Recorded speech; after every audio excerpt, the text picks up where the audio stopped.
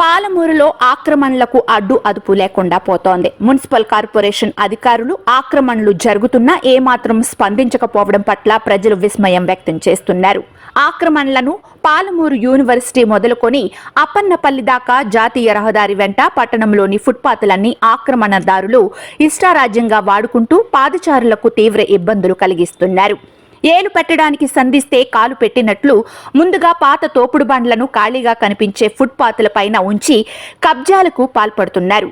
కొత్త బస్టాండ్ పక్కన చిరు వ్యాపారుల కోసం నిర్మించిన దుకాణ సముదాయాన్ని ఏకపక్షంగా ప్రముఖ హోటల్ యాజమాన్యానికి అప్పగించడం తీవ్ర విమర్శలకు తావిచ్చింది.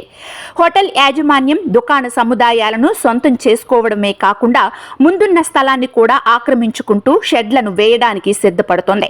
ఇంత జరుగుతున్నా మున్సిపల్ కార్పొరేషన్ అధికారులు గాని, ప్రజాప్రతినిధులు గాని, కార్పొరేటర్లు గాని అభ్యంతరం చెప్పకపోవడం వెనుక మతలబు ఏమిటో ప్రజలకు వివరించాల్సిన అవసరం ఉంది. శ్రీనివాస కాలనీ బ్రిడ్జి పక్కన ప్రధాన రహదారికి ఆనుకొని టిప్పర్లతో మొరం వేసి చదును చేసి ఆక్రమించుకోవడానికి సిద్ధపడుతున్నప్పటికీ పట్టించుకునే నాదుడే కరువయ్యారు. రోడ్ల వెంట ఆక్రమణలు ఇలా ఉంటే ఇక చెరువులు, కుంటల్లో FTLతో పాటు బఫర్ జోన్లలో యథేచ్ఛగా ఇండ్ల నిర్మాణాలు కొనసాగుతున్నాయి.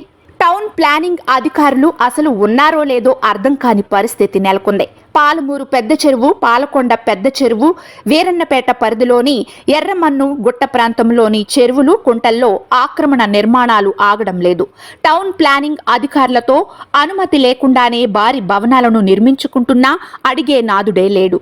హైదరాబాద్లో హైడ్రా దూకుడు పెంచి అక్రమ నిర్మాణాలను గుర్తించి చర్యలు తీసుకుంటున్నప్పటికీ పాలమూరులో మాత్రం అక్రమ నిర్మాణాలను ప్రజాప్రతినిధులు, అధికారులు, కార్పొరేషన్ అధికారులు మాత్రం ప్రోత్సహించడం పట్ల ప్రజలు ఆగ్రహం వ్యక్తం చేస్తున్నారు. హైడ్రా చర్యలను హైదరాబాద్కే పరిమితం చేయకుండా ముఖ్యమైన పట్టణాల్లో కూడా చర్యలు చేపట్టాలని ప్రజలు కోరుతున్నారు. ఈ కార్యక్రమం మీకు నచ్చినట్లయితే లైక్ చేయండి, షేర్ చేయండి, సబ్స్క్రైబ్ చేయడం మాత్రం మర్చిపోకండి.